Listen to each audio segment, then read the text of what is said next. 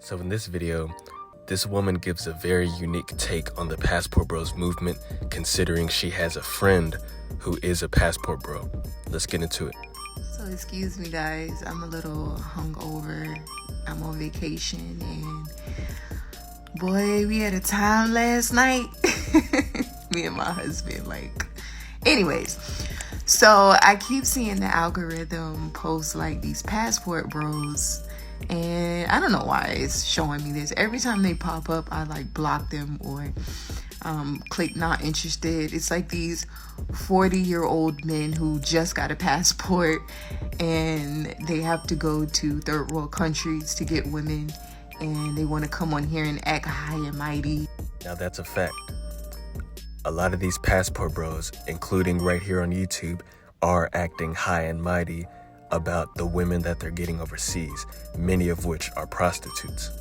Going overseas to become a sex tourist is not something to become celebratory about.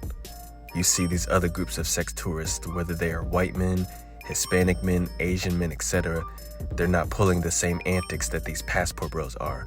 They're not getting on social media and parading the women that they trick off on. They're just keeping to themselves and keeping silent.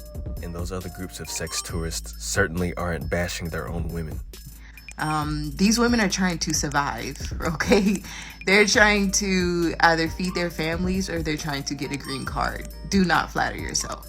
And ladies, let me give you the tea on that. So years ago, before I got married, so I had this strictly platonic friend hit me up, and he's like, you want to go to Dominican Republic? And I'm like, no, because I thought he was trying to hit on me.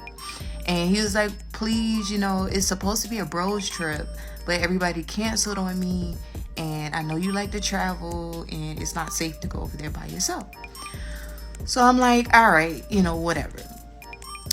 We get over there and we rent a car and we go to Sosua, Puerto Plata, Punta Cana. I don't know, one of those freaky little towns. I can't even remember the name, but it's like a red light district over there. Her and her Passport Bro friend more than likely did go to Sosua, Dominican Republic, because that is one of the biggest hotspots that Passport Bros promote going to.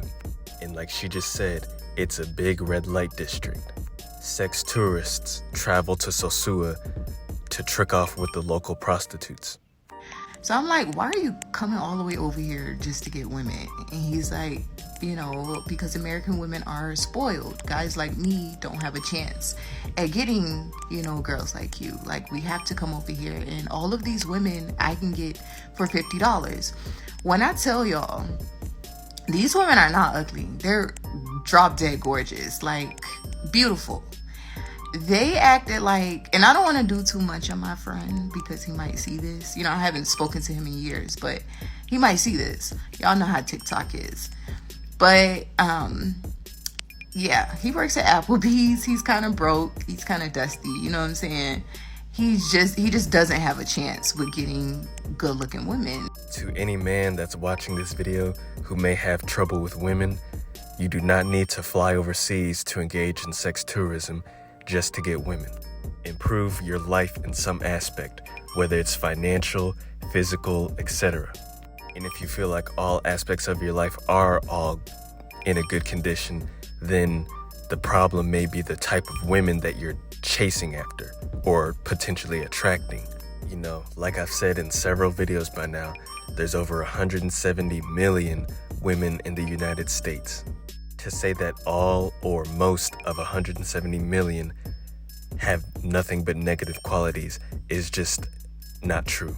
But over there, he can get a supermodel for $50. These women are in a third world country and they're just trying to survive. They have tons of men like you in their WhatsApp. Do not flatter yourself. You know what I'm saying? Why do these men come on here and act like they're so grand? You have to go over there and get escorts. These women treated him like he was Elon Musk or Chris Brown, I swear. And he can't dress.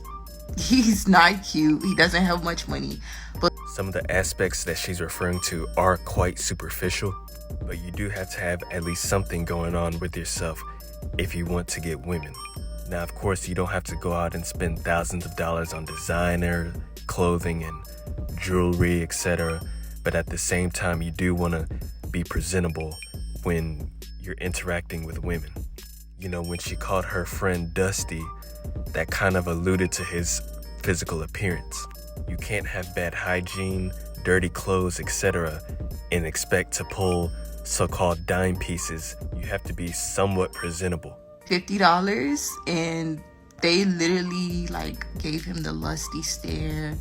And like when we went to the club, everybody flocked to him, like ran up. And I'm like, what is going on? I'm in the twilight zone.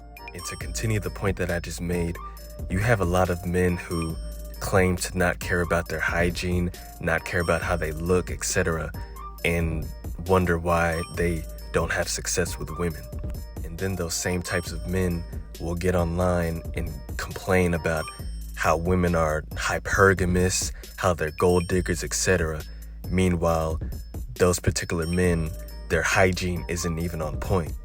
Like I said, you don't got to go out and spend thousands of dollars on designer and jewelry and all this other materialistic things, but at the same time, you want to make sure that you're looking presentable. The key word to self-improvement is self. You shouldn't be complaining about women if you aren't even willing to improve aspects of your life, such as your hygiene, your physical appearance, etc. But I hope you all enjoyed this video. Like if you enjoyed, subscribe if you're new, and stay tuned to the channel.